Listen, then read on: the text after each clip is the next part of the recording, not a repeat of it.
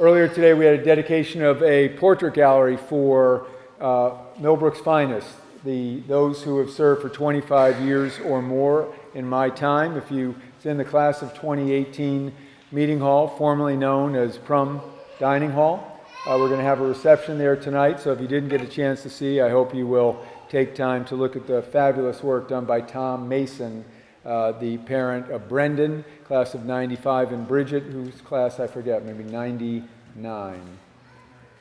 99? Okay, thanks. Millbrook's mission reads, in a community where every student is known and needed, Millbrook School prepares its graduates for college and lives of meaning and consequence by instilling the values of respect, integrity, stewardship, service, and curiosity. One sentence, which makes an ambitious and powerful and worthy statement. And I start with that because everything we do is intended to enhance our ability to fulfill that mission. For example, we're a school of 320 because that's the largest our enrollment can be based on studies we've done, and still have every student known and have every student play a meaningful role in the life of the school, have meaningful community services and related responsibilities for a school that size. We're still small compared to other small schools, which are 360, 380, but that's the number that we've studied and that's worked. It's why the annual fund is so important, because every cent of the annual fund goes to the operating budget and supports the faculty's effort to fulfill the mission. And in that way, two measures, people often say, how do you know a school is doing well? Two measures are the parent participation in the annual fund, and we're at an industry high, over 90% every year, which is remarkable for a boarding school with students from all over the world. And thanks to many of you in this room, we are crushing it with alumni participation.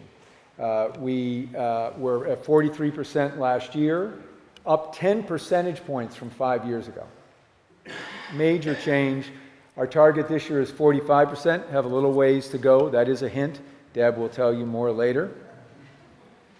So the state of the school, which I'm supposed to say a few words about, is strong as measured against the mission. Students and alums tell us that they're known and they're needed. We see a constant stream of examples, again, of students and graduates expressing our core values in their lives, in their work. And then this year, especially at school, we saw just so many examples of students trying to, what we now say, leave it better than they found it. To enhance the school with ideas and activities. We saw that especially through our Culminating for Experience for Seniors program in May. The metrics are strong, our enrollment's strong, thanks to Cindy McWilliams, who was the Director of Missions for 16 years, who was followed by John Downs, class of 98, and who's now been followed by Megan Grover. We had nearly 700 applications for about 100 places. The college process was terrific for the class of 2019. Their members are going off to places like Bates and Bowdoin and Bucknell, Colby, Dartmouth, Elon, Georgetown, Hamilton, Hobart, Johns Hopkins, Lafayette, NYU, RISD, Scripps, Stanford, St. Lawrence, Cal Berkeley, University of California, Santa Barbara, UPenn, Wisconsin, Vassar, and Wake Forest, to name some, through the alphabet. The annual fund is on a record pace. Deb will tell you a little bit more about the details. And there's one exception, our endowment. Our endowment today is about $45 million. Now, in the last 25 years, it's grown 10 times, from about $4.5 million to that. And with inbound pledges from the very successful Königsberger Challenge, it'll be about $60 million in 2 years. And by the way, when we plan and model it, we never plan growth. So we just assume, there will be, but there'll also be declines.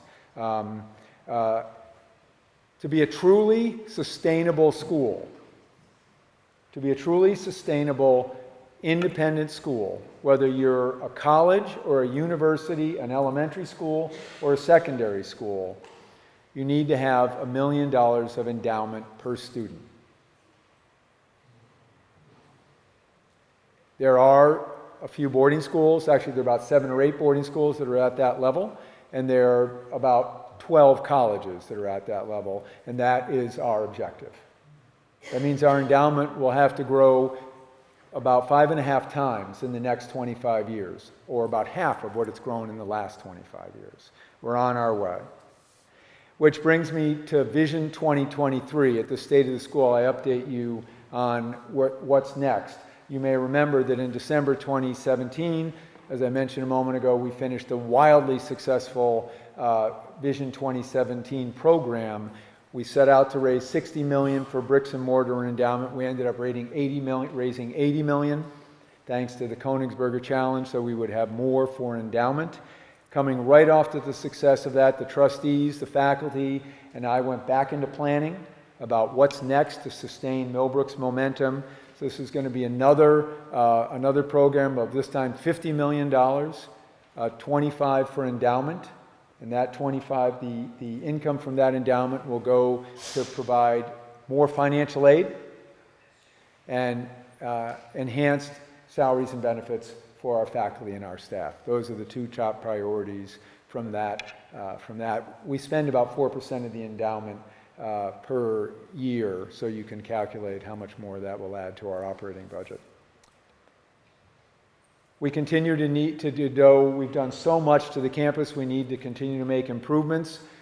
Since we were together last June, or since your other alums were in this chapel, we've done about $4 million of upgrades to the campus. If you haven't gone down to see the transformation of the lower level of the schoolhouse, please do. You won't believe it. It's unbelievable. And then we just finished a brand new baseball field.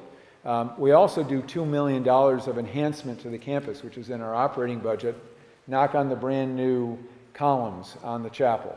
That's a $100,000 project just to put in 6 new columns. And we do that every year. In the $25 million of bricks and mortar will go to add a 30,000 square foot space onto Mills Athletic Center, literally right over there, which will have 2 basketball courts and proper fitness and training facilities and some new locker rooms. We have 4 basketball teams in 1 basketball court.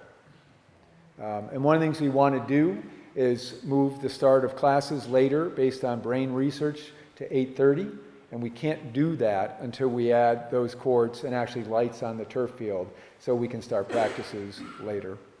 We're going to build a boys' dorm right there and complete the quadrangle here behind me. That will do a variety of things. It will allow us actually to have fewer students in case, so that we can build better faculty apartments in case. It will also allow us to increase our boarding enrollment to about 290. It's now 270, but we're jammed at 270. So it'll give us 20 new beds and a little bit of flexibility. We're then going to build a new business office on the north end of the barn. We're going to rip off the not so attractive area there, build a business office. And across from it, there's going to be some combination of a renovated heads house and a new alumni and development house, or a new heads house, and the heads house in part will become the alumni and development. We're trying to figure that out. I'm going down to meet with our campus architect, Daniela Voith, and Gil Schaefer, class of '80, who arguably is the country's foremost classical architect, to look at their ideas on how we're going to do that, and that will complete the campus master plan and Vision 2023. So, all of which is to say the school's future is bright, and that's as a result of the exceptional work done by the faculty, as I said earlier, to fulfill our mission. It's it's a result of our tremendous leadership of our trustees and the outstanding commitment of our parents and our alumni, which is again why we're so grateful and excited to see you all. I want to end with your help with some thanks. First, to the entire alumni development team, many of whom are here. Barbara Gatsky, Bonnie LaDeville, Elizabeth Lowe, class of 14, Colleen McAllister, Melissa Pastor, Betty Sigenthaler, Nancy Stahl, and Deb Vanacek. They have worked tirelessly to make this all work. You've gotten to know many of them. Please join me in saying thank you.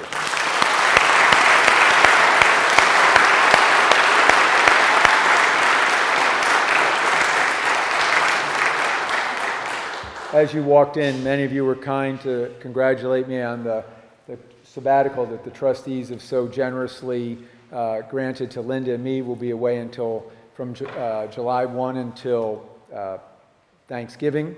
And in that way, I want to acknowledge John Downs, who I mentioned earlier, class of 98, who will be the acting head in my absence. He's currently the assistant head. His beautiful daughter, Aurora, is snuggling in his lap. Hi, Ro. So please.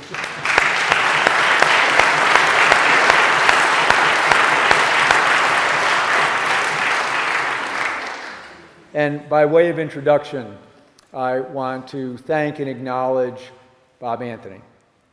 Bob is completing his 45th year of service to Millbrook School, a record that will never be equaled.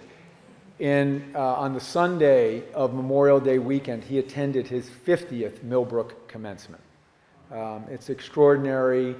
His service is now epic and legendary, and he is truly Mr. Millbrook, and I'm delighted to ask him to come forward to present our alumni awards. Bob.